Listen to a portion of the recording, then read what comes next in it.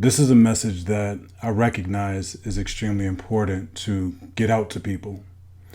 I had a conversation this morning, and afterwards I recognized, like, okay, I need to make this video ASAP, because the more people that get this, the quicker they'll see their lives turn around. And the message is simply, you're being lied to. Hate to be the bearer of bad news, but it's true. You are being lied to. And the thing about it, it's not the media that's lying to you. It's not your parents. It's not your boss on the job. It's not your wife. It's not your husband. Your kids aren't lying to you. It's not your neighbors that you can't stand. No. You're lying to yourself. And you want to know how you're lying to yourself? You're lying to yourself with the stories that you're telling yourself. You actually believe the stories that you create. Nobody else is making them up for you.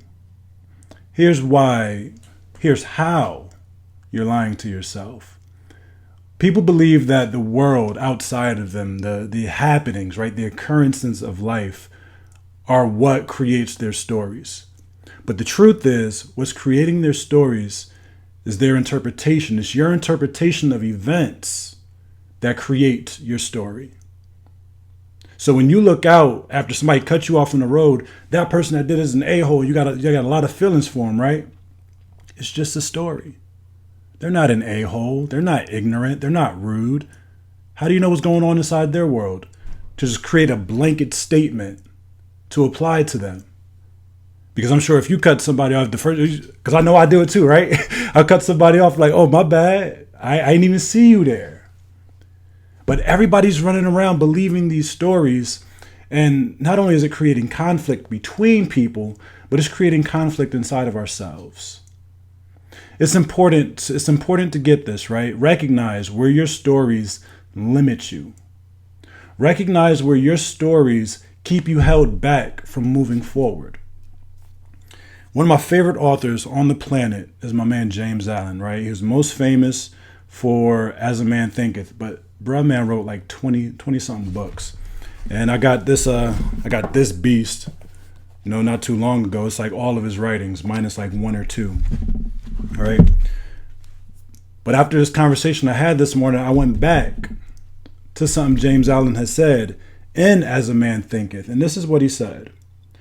Every thought seed sown or allowed to fall into the mind and take root there produces its own, blossoming sooner or later into act and bearing its own fruitage of opportunity and circumstance.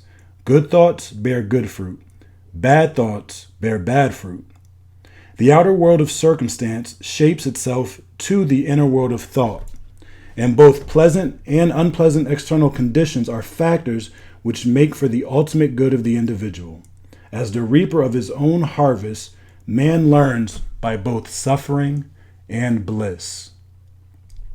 What is Birdman saying here? Saying that your outer world is what shapes itself according to your inner world. The more often you think a thought, the more often you are to believe that thought. And so what do we see all around us, right? Whether it's in marketing, whether it's in TV shows, movies, everybody is telling a story. Why? Because stories sell. Stories create a connection to us emotionally, right? Have you ever been in a movie theater and you forget that you're in a movie theater? The experience is so engrossing. The story is so engaging that you're sitting there rooting for an imaginary character, right? They got you all in your emotions. They got you feeling scared. They got you happy. They got you crying. This is an individual playing pretend on a flat surface. Got you in your feelings. Why? How? Because you believe the story. So imagine when you're engaging in 3D life day to day and you say, oh, I can't do a side hustle because my job takes up too much time, or I can't learn a skill because I don't have the money to invest, or I can't learn to do that, that's too hard. Or if I tried to do that, my parents would think this, or my neighbors would think that. Or I've just never been good at doing those types of things. That's not me. Where I'm from, people don't do stuff like that. These are the stories that people are telling themselves day in and day out. And it keeps people living here when they have the potential, right? They actually have the capacity to live here. And so I saw this in my own life when I stopped telling myself that I couldn't speak to people, right? I wanted to be a coach. I had to learn to speak to people. Not just speak to them, but kind of call them up sometimes like, hey, what's going on? We haven't talked in a long time. What's going on in your life? I had to get over that hesitation of what they would say, how they might feel, how they would respond to me. Oh, snap, what if they reject me? Everything that was happening for me inside my mind was creating the world I was experiencing. It wasn't the other way around.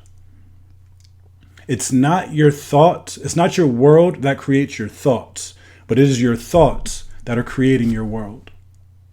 Like you are literally creating your experience by the stories you're telling yourself.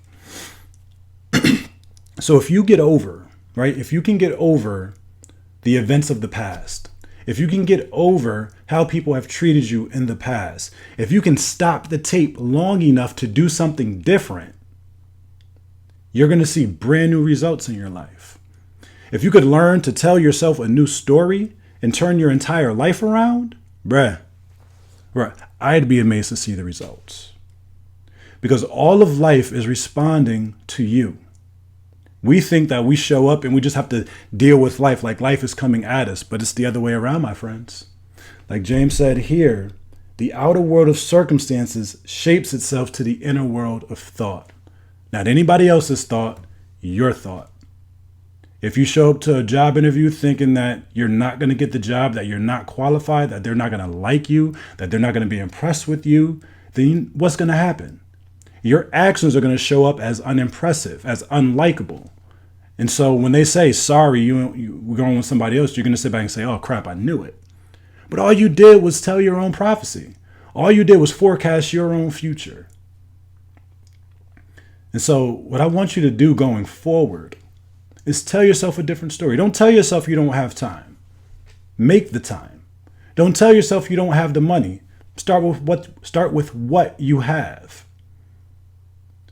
Anybody, and I mean anybody, can shift their conditions by shifting how they're thinking about it, how they're telling the story to themselves.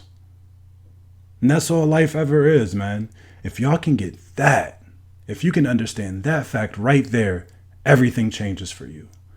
And it doesn't cost $1 million. All it is telling yourself a new and different story about who it is you want to be and making that your truth. Because when you live into a new truth, you create a completely new experience.